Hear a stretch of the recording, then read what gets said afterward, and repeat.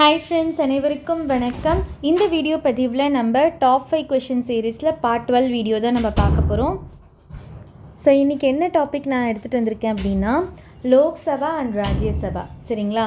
So இந்த Lok Sabha and ராஜ்யசபாவுடைய full டீட்டெயில்ஸை நம்ம பார்த்துட்டு அதுக்கப்புறமா நம்ம கொஷின்ஸ்குள்ளே நம்ம போயிடலாம். ஸோ நாடாளுமன்றம் அப்படின்னாலே நமக்கு 2 அவைகள் இருக்குன்னு தெரியும். ஒன்று வந்து மக்களவை, இன்னொன்று வந்து மாநிலங்களவை, லோக்சபா ராஜ்யசபா. கரெக்டுங்களா? மக்களவை வந்து நம்ம மக்கள் வீடு, அதாவது பீப்புள்ஸ் ஹவுஸ் அப்படின்ட்டு சொல்லுவாங்க. ராஜ்யசபா வந்து மாநிலங்களின் கவுன்சில், அதாவது கவுன்சில் ஆஃப் ஸ்டேட்ஸ் அப்படின்ட்டு சொல்லுவாங்க. அதான் ராஜ்யசபா. ஓகேங்களா? ஸோ நாடாளுமன்றத்தின் இரு அவைகளின் தன்மை, சட்டமன்ற செயல்பாடுகள், பிரதிநிதித்துவம், விவாதம் மற்றும் சரிபார்ப்பு மற்றும் சமநிலை ஆகியவற்றை உறுதி செய்கிறது. நாடாளுமன்றத்தில் 2 அவையுமே வந்து இது எல்லாத்தையுமே வந்து உறுதி செய்யுது. ஓகேங்களா? அதாவது சட்டமன்ற செயல்பாட்டில் பிரதிநிதித்துவம், விவாதம் மற்றும் சரிபார்ப்பு மற்றும் சமநிலை, இது எல்லாத்தையுமே அது வந்து உறுதி செய்யுது, இந்த 2 அவையும். ஓகேங்களா? ஸோ மாநிலங்களவை, மக்களவை. ஸோ மாநிலங்களவைனா என்ன அப்படின்னா, ராஜ்யசபா என்று அழைக்கப்படும் மாநிலங்களவை மொத்தம் வந்து எத்தனை உறுப்பினர்கள் இருக்காங்கன்னா 250 உறுப்பினர்கள். ஓகேங்களா? இதில் 238 உறுப்பினர்கள் வந்து மாநில சட்டமன்ற உறுப்பினர்கள் மற்றும் யூனிய பிரதேச சட்டமன்ற உறுப்பினர்களால் மறைமுக தேர்தல் மூலம் தேர்ந்தெடுக்கப்படுகின்றனர். ஸோ மொத்தம் வந்து 238 உறுப்பினர்கள் வந்து மாநில சட்டமன்ற உறுப்பினர்கள் மற்றும் யூனிய பிரதேசம். ஓகேங்களா? அதில் மீதி 12 இருக்குல்ல, அது வந்து யார் எடுப்பாங்க அப்படின்னா, நியமனம் பண்ணுவாங்க அப்படின்னா குடியரசுத் தலைவர் தான் வந்து நியமனம் பண்ணுவார். அது வந்து எந்த துறையிலனா, இலக்கியம், அறிவியல், விளையாட்டு, கலை மற்றும் சமூக சேவையில் இருக்க துறையில் இருக்க சிறந்த விளங்கிய 12 பேரை வந்து என்ன பண்ணுவாங்க, குடியரசுத் தலைவர் வந்து ராஜ்யசபாவுக்கு வந்து நியமனம் பண்ணுவாங்க. இப்போ இது ராஜ்யசபா. ஓகேங்களா? இதே வந்து லோக்சபா, மக்களவை அப்படின்னா, மக்களவையானது மக்களால் தேர்ந்தெடுக்கப்பட்ட பிரதிநிதிகளை கொண்ட இந்திய நாடாளுமன்றத்தில் புகழ்மிக்க அவையாகும். சரிங்களா? ஸோ மக்களவை அப்படின்னா நம்ம இப்போ நடந்துச்சு தெரியுமா, லோக்சபா எலெக்ஷன், அதுதான். ஓகேங்களா? மக்களவைக்கு அதிகபட்ச தேர்ந்தெடுக்கப்படும் உறுப்பினர்கள் மொத்தம் எவ்வளோ பார்த்தீங்கன்னா 552. அவற்றில் 530 உறுப்பினர்கள் பல்வேறு மாநிலங்களிலிருந்தும் 13 உறுப்பினர்கள் யூனிய பிரதேசத்திலிருந்தும் தேர்ந்தெடுக்கப்படுகின்றனர். ஆங்கிலோ இந்தியன்லேருந்து 2 பேர் குடியரசுத் தலைவர் வந்து நியமிப்பார். தற்சமயம் மக்களவையில் வந்து மொத்த உறுப்பினர்கள் எவ்வளோன்னு பார்த்தீங்கன்னா 545. ஓகேங்களா? ஸோ இப்போ இந்த நிதி மசோதா இதெல்லாம் இந்த டேப்லோ காலம் வரத்துக்கு முன்னாடி நம்ம மக்களவைக்கும் மாநிலங்களவை ராஜ்யசபாவுக்கும் உள்ள வேறுபாடு நம்ம தெரிஞ்சுக்கலாம். ஓகேங்களா? ஸோ இதில் வந்து என்னென்னலாம் இருக்குது அப்படின்னு பார்த்துடலாம். இதனுடைய வரையறை, மக்களவையுடைய வரையறை வந்து பார்த்திங்கன்னா, கீழ் வீடு அல்லது லோயர் ஹவுஸு, இல்லைனா வந்து பீப்புள்ஸ் ஹவுஸ்ன்னு சொல்லுவாங்க. இந்தியாவின் சிறந்த நிர்வாகத்திற்காக மசோதாக்கள் நிறைவேற்றப்பட்டு சட்டங்கள் இயற்றப்படுகின்றன. இதில் வந்து மணி பில்ஸு எல்லாமே இங்கே தான் வந்து நிறைவேற்றப்பட்டு, மசோதாஸ் எல்லாமே இங்கே தான் நிறைவேற்றப்பட்டு சட்டங்களும் இயற்றப்படுது. ஓகேங்களா? நாடாளுமன்றத்தின் மேல் சபை அல்லது மாநிலங்களவை அப்படின்னு சொல்லுவாங்க. பல்வேறு மாநிலங்களின் உரிமைகளுக்கு பாதுகாப்பு அளிக்கிறது. ஓகேங்களா? அந்த கூட்டத்தில் வந்து டிஃப்ரெண்ட் ஸ்டேட்ஸில் இருக்கவங்களுக்கு உரிமை, அவங்களுடைய உரிமைகளை பற்றி பாதுகாப்பு அளிக்கிறது தான் வந்து ராஜ்யசபா. ஓகேங்களா? அரசியலமைப்பு பார்த்திங்கன்னா 81வது பிரிவு மக்கள் மன்றத்தின் அமைப்பு பற்றி கூறுகிறது. 80 பிரிவு வந்து மாநிலங்களின் கவுன்சிலிங் அமைப்பு பற்றி தொடர்புடையது. ஓகேங்களா? பதவிக்காலம் அப்படின்னு பார்த்தீங்கன்னா, இதனுடைய பதவிக்காலம் வந்து 5 ஆண்டுகள். மக்களவையினோட பதவிக்காலம், லோக்சபாவுடைய பதவிக்காலம். ராஜ்யசபா அது வந்து அதாவது நிரந்தர நாடாளுமன்றம். ஓகேங்களா? நிலையான பதவிக்காலம் அப்படின்றது கிடையாது. அதாவது மொத்தம் அதில் உறுப்பினர்களுக்கு 6 ஆண்டுகள்னு கொடுத்துருப்பாங்க நம்ம புக்கில். சரிங்களா? அதில் வந்து ஒரு 2.5 வருஷத்துக்கு ஒரு வாட்டி வந்து என்னவாகும்னா சேஞ்ச் ஆகும்னு கொடுத்துருப்பாங்க. சரிங்களா? ஆனால் இது வந்து ஒரு நிரந்தர அவை. ஓகேங்களா? இது ராஜ்யசபா. உறுப்பினர்களின் பதவிக்கான தேர்தல் வந்து இங்கே வந்து உறுப்பினர்கள் மக்களவை உறுப்பினர்கள் பொதுமக்களின் ஈடுபாட்டுடன் அதாவது வாக்குப்பதிவு வச்சு இங்கே நடைபெறும். ஓகேங்களா? இங்கே ராஜ்யசபா உறுப்பினர்கள் வந்து இந்த மாநிலங்கள் மற்றும் யூனியன் பிரதேசத்தோட மாநில சட்டமன்றங்கள் இருப்பாங்கள்ல, பிரதிநிதிகளாக எம்எல்ஏ அப்படின்ட்டு சொல்லுவாங்கள்ல, அவங்களால் வந்து மறைமுகமாக வந்து தேர்ந்தெடுக்கப்படுவாங்க. சரிங்களா? நெக்ஸ்ட்டு பாருங்கள், தேர்தல் கோட்பாடு வந்து லோக்சபா தேர்தலுக்கு யூனிவர்சல் அடல்ட் ஃப்ரான்ச்சைஸ் பயன்படுத்தப்படுகிறது. ஓகேங்களா? இங்கே வந்து ராஜ்யசபா தேர்தலுக்கு ஒற்றை மாற்றத்தக்க வாக்குகள் மூலம் விகிதாச்சார ரேஷியோ அடிப்படையில் வந்து இங்கே தேர்ந்தெடுக்கப்படுறாங்க. ஓகேங்களா? வலிமையை பார்த்துட்டோம் ஆல்ரெடி. 552, தற்போது வந்து 543 இடங்கள் இருக்குது அப்படின்ட்டு போட்டிருக்காங்க. ஆக்சுவலி வந்து இங்கே புக்கு படி பார்த்தீங்கன்னா 545ன்னு கொடுத்துருக்காங்க. சரிங்களா? ஸோ அந்த 2 ஆங்கிலோ இண்டியன் இப்போ இல்லை, அப்போனா 543 தான் கரெக்டாக இருக்கும். ஓகேங்களா? ராஜ்யசபாவின் பலம் வந்து 200லேருந்து 250, இப்போ வந்து 245 இடங்கள் இருக்குது. ஓகேங்களா? நெக்ஸ்ட்டு குறைந்தபட்ச வயது பார்த்திங்கன்னா இங்கே 25. ஓகேங்களா? இங்கே வந்து 30. ஓகே, இங்கே மக்களவையின் எம்பியாக ஆகிறதுக்கு 25, இங்கே மாநிலங்களின் எம்பியாக ஆகிறதுக்கு வந்து 30. ஓகேங்களா? பிரதிநிதி வந்து யாருன்னு இதனுடைய தலைவர்கள் யாருன்னு பார்த்தீங்கன்னா மக்களவையில் வந்து சபாநாயகர். ஓகேங்களா? ராஜ்யசபா இதில் வந்து துணை குடியரசுத் தலைவர் வந்து தலைவராக இருப்பார். ஓகே, வழி நடத்துறது. ஓகே, நெக்ஸ்ட்டு இதனுடைய பங்கு, மக்களவையினுடைய பங்கு வந்து ராஜ்யசபாவுடன் ஒப்பிடுகையில் லோக்சபா சட்டம் இயற்றுவதிலும் பண மசோதா மணி பில்லையும் வந்து அதிக பங்கு இதுக்கு இருக்குது. ஓகேங்களா? மாநில பட்டியல் சட்டங்களை இயற்றுவதற்கும் புதிய அகில இந்திய சேவைகளை உருவாக்குவதற்கும் மாநிலங்களுக்கு பிரத்யேக உரிமைகள் மற்றும் அதிகாரங்கள் உள்ளன. ஓகேங்களா? இது ஃபுல்லாக வந்து ஸ்டேட் சம்பந்தமான சட்டங்கள், இல்லை புதிய சேவை புதிய உருவாக்கம், மாநிலங்களுக்கு தேவையான புதிய உருவாக்கம், அதில் எல்லாமே இது ராஜ்யசபா வந்து ஈடுபடும். ஸோ இதுதான் வந்து ரெண்டுத்துக்கும் உண்டான பொது டிஃப்ரென்சஸ். ஓகேங்களா? ஸோ இப்போ நம்ம நிதி மசோதா, மணி பில் அப்படின்னா என்னன்னு பார்த்துடலாம். நிதி மசோதாவினை திருத்தம் செய்யவோ அல்லது நிராகரிக்கவோ மாநிலங்களவைக்கு அதிகாரம் இல்லை. ஸோ ராஜ்யசபாவுக்கு மணி பில்லில் வந்து ஏதாவது கரெக்ஷன் பண்ணுறதுக்கோ இல்லை புதுசாக எடுத்துகிட்டு வரதுக்கோ என்னது திருத்தம் செய்வதற்கோ மாநிலங்களுக்கு இல்லை. மக்களவை மட்டுமே நிதி மசோதாவினை அறிமுகப்படுத்த முடியும். இந்த மசோதா மாநிலங்களுடன் ஒப்புதலுடன் சட்டமாக மாறும். ஸோ மக்களவையில் வந்து அறிமுகப்படுத்துவாங்க, ஆனால் மாநிலங்களுக்கும் அனுப்புவாங்க. அனுப்பி ஒப்புதல் பெற்று அது வந்து சட்டமாக மாறும். இப்போ இந்த மாநிலங்களில் வந்து 14 நாட்களுக்குள் அந்த ஒப்புதல் அளிக்கவில்லை எனில் ஒப்புதல் பெறாமலேயே சட்டமாகிவிடும். அவங்களுக்கு ஒப்புதலுக்கு அனுப்புவாங்க, 14 days வரைக்கும் வெயிட் பண்ணுவாங்க, அவங்கக்கிட்ட வந்து ரெஸ்பான்ஸ் வருதா ராஜ்யசபாலேருந்து. அப்படி இல்லை அப்படின்னா அது ஆட்டோமேட்டிக்காகவே அது என்னவா மாறிடும், சட்டமாக மாறிடும். மாநிலங்களவின் சட்ட திருத்தத்திற்கான முன்மொழிவுகளை மக்களவை கருத்தில் கொள்ள வேண்டிய அந்த அவசியம் கிடையாதுன்னு சொல்கிறாங்க. எந்த முன்மொழிவுகளையும் மக்களவை நிராகரிக்கலாம். அதுக்கு எல்லாத்துக்குமே வந்து லோக்சபாவுக்கு ரைட்ஸ் இருக்குது. ஸோ நம்ம தமிழகத்திலிருந்து மக்களவை உறுப்பினர், மாநிலங்களவை உறுப்பினர் எத்தனை இருக்குதுன்னு பார்த்தீங்கன்னா மாநிலங்களவையில் 18 உறுப்பினர்கள் வந்து தேர்ந்தெடுக்கப்படுறாங்க. மக்களவையில் வந்து மொத்தம் 39 உறுப்பினர்கள் வந்து தேர்ந்தெடுக்கப்படுறாங்க. சரிங்களா? தமிழ்நாடு பொறுத்த வரைக்கும். சரி, நெக்ஸ்ட்டு பார்த்தீங்கன்னா மாநிலங்களவையோடைய மக்களவையுடைய செயல்பாடுகள், லோக்சபாவுடைய ஃபங்க்ஷன்ஸ் என்னன்னு பார்க்கலாம். அனைத்து மசோதாக்களும் மக்களவையில் அறிமுகப்படுத்தவும் நிறைவேற்றவும் முடியும். ஓகேங்களா? நிதி மசோதா உட்பட. ஓகேங்களா? மணி பில்லையும் சேர்த்து தான் அவங்க சொல்கிறாங்க. சரிங்களா?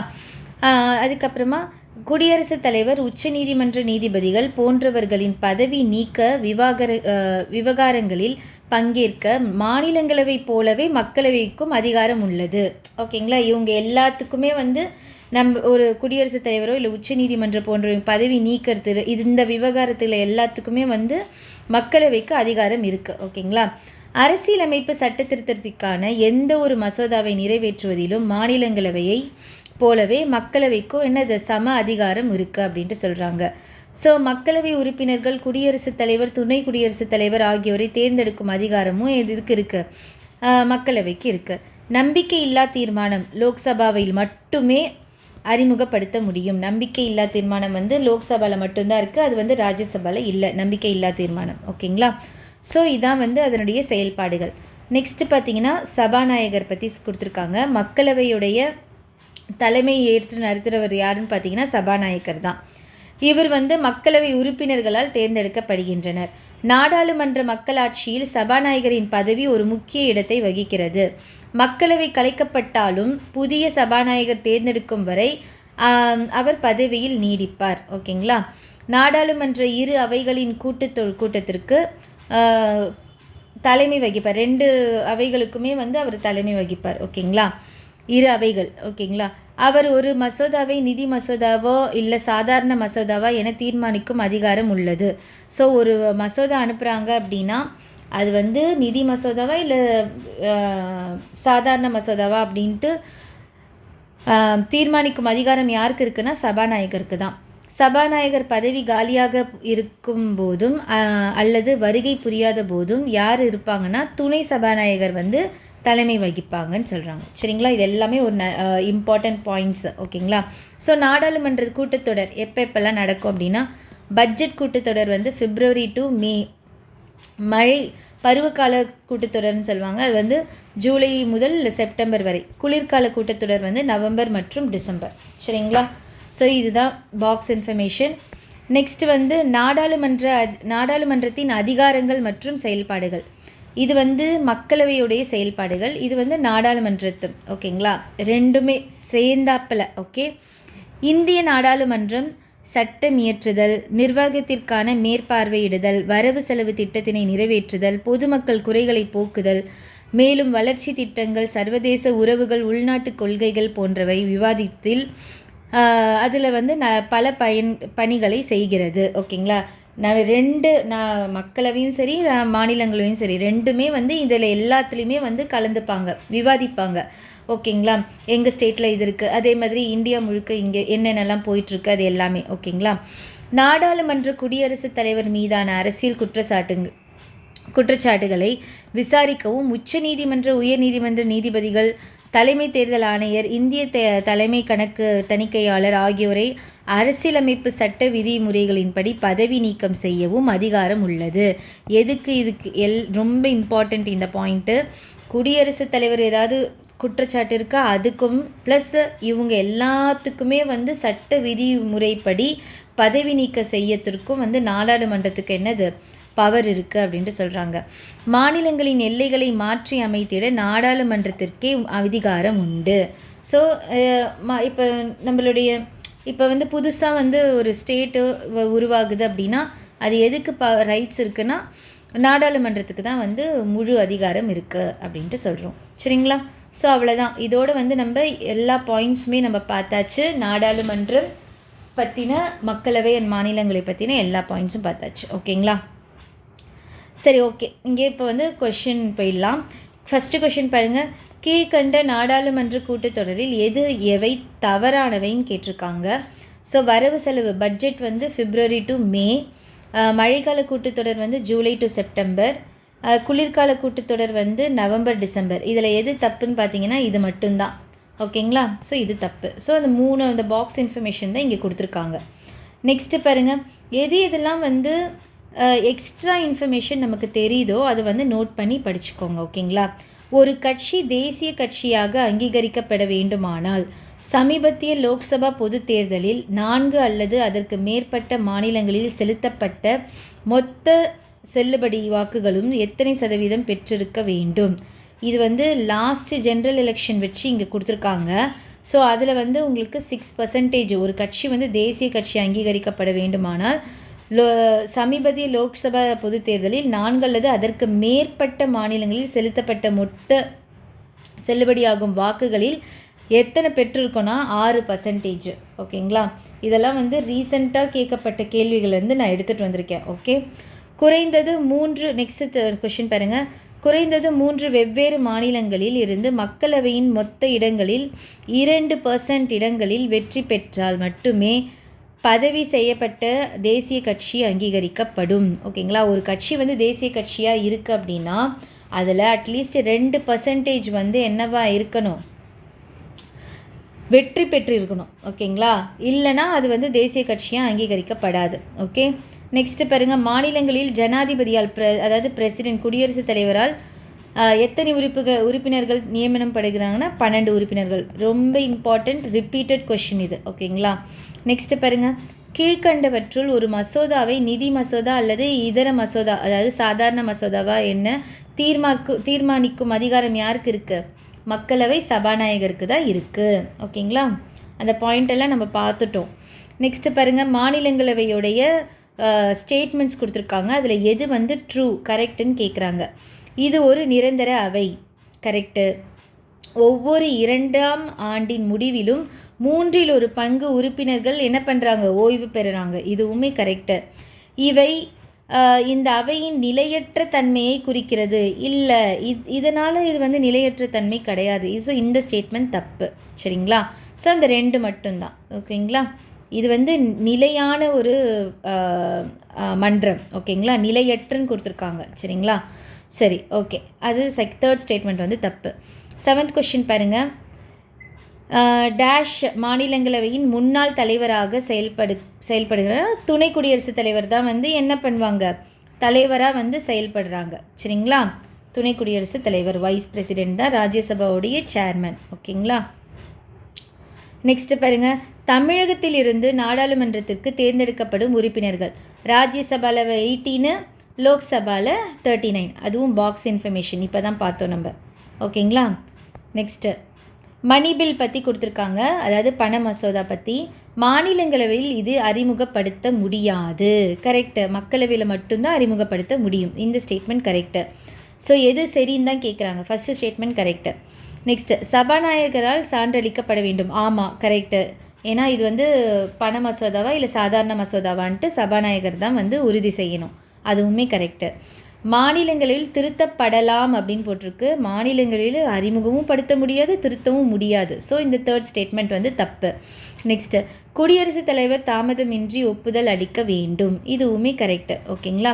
ஸோ 1, 2, 3, 3 ஸ்டேட்மெண்ட் வந்து கரெக்டு, தேர்டு மட்டும் தப்பு. சரிங்களா? ஓகே, 10th கொஷின் போயிடலாம். இதுவுமே வந்து இரு அவைகளும் நாடாளுமன்றத்தின் இரு அவைகளின் கூற்றுகளில் எது உண்மைன்னு கேட்டிருக்காங்க. ஸோ 2 அவை பற்றியுமே கொடுத்துருக்காங்க இதில். ஓகேங்களா? பாராளுமன்றத்தின் இரு அவைகளும் நிதி விவகாரங்களை தவிர அனைத்து துறையிலும் சம அதிகாரம் மற்றும் சம அந்தஸ்து உரிமை அனுபவிக்கின்றன அப்படின்ட்டு கேட்டிருக்காங்க, கொடுத்துருக்காங்க. நிதிக்கு மட்டும் கிடையாது, அவங்களால வந்து சிலதுக்குமே வந்து நாடாளுமன்றத்துக்கு வந்து அதாவது ராஜ்யசபாவுக்கு வந்து இது கிடையாது. சரிங்களா? லோக்சபாவுக்கு தான் வந்து இருக்குது. சரியா? ஸோ ஃபஸ்ட்டு ஸ்டேட்மெண்ட்டே வந்து தப்பு. ஓகே, 2 பேருக்குமே ஈக்குவல் ரைட்ஸ் வந்து எக்ஸப்ட் ஃபினான்ஷியல் மட்டும் கிடையாது. இன்னொரு சிலதுக்குமே வந்து பவர் வந்து ராஜ்யசபாவுக்கு இல்லை, ஆனால் லோக்சபாவுக்கு இருக்குது. ஓகேங்களா?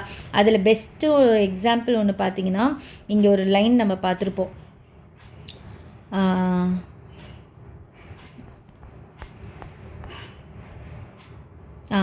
மாநிலங்களின் எல்லைகளை மாற்றி அமைத்திட நாடாளுமன்றத்திற்கே அதிகாரம் உண்டு. ஓகேங்களா?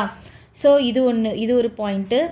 அப்போ லோக்சபா அதே மாதிரி நம்பிக்கை தீர்மானம் லோக்சபாவில் மட்டுமே அறிமுகப்படுத்த முடியும். ஓகேங்களா? அப்போ ராஜ்யசபாவில் இது வராதில்ல, நம்பிக்கை இல்லா தீர்மானம். ஸோ சிலது வந்து நம்மளுக்கு வந்து ரெண்டு எக்ஸப்ட் ஃபினான்ஷியலை தவிர மற்றதுக்கு எல்லாத்துக்குமே அதிகாரம் இருக்குதுன்னு கொடுத்தது வந்து தப்பான ஸ்டேட்மெண்ட் அது. ஓகேங்களா? நெக்ஸ்ட்டு பாருங்கள், ராஜ்யசபாவில் பண மசோதாவை அறிமுகப்படுத்த முடியாது. இது கரெக்டு. ராஜ்யசபாவில் வருடாந்திர நிதிநிலை அறிக்கையை விவாதிக்கலாம், ஆனால் மானிய கோரிக்கைகளை வாக்களிக்கும் அதிகாரம் இல்லை. ஸோ ஃபினான்ஷியல் ஸ்டேட்மெண்ட் வந்து டிஸ்கஸ் பண்ணுவாங்க, ஆனால் அதை பற்றி டிமாண்ட் பண்ணி அதுக்கு கோரிக்கை வைக்கிறதுல வந்து இது வந்து கிடையாது அப்படின்ட்டு சொல்லியிருக்காங்க. அதுவுமே ஸ்டேட்மெண்ட் வந்து கரெக்டு தான். ஓகேங்களா? ஸோ அப்போ செகண்ட் அண்ட் தேர்ட் ஸ்டேட்மெண்ட் தான் கரெக்டு, ஃபஸ்ட்டு ஸ்டேட்மெண்ட் வந்து தப்பு. சரிங்களா? ஓகே, இப்போ மக்களவை லோக்சபா பற்றி எது வந்து சரி தவறுன்னு கேட்குறாங்க.